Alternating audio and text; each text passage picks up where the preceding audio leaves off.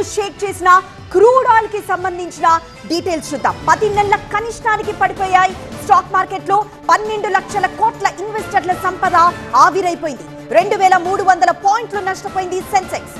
3% నష్టపోయింది నిఫ్టీ సూచి. తీవ్ర నష్టాల్లో అన్ని రంగాల షేర్లు ఉన్నాయి.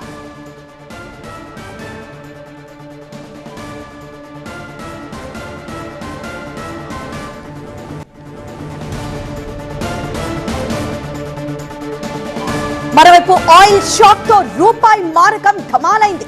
మరింత దిగజారింది రూపాయి మారకం విలువ.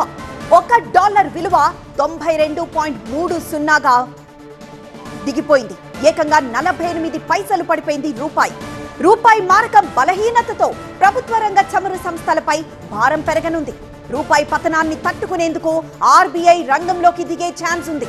ఎక్స్చేంజ్ మార్కెట్లో డాలర్లను ఆర్బీఐ విక్రయించే అవకాశం ఉంది.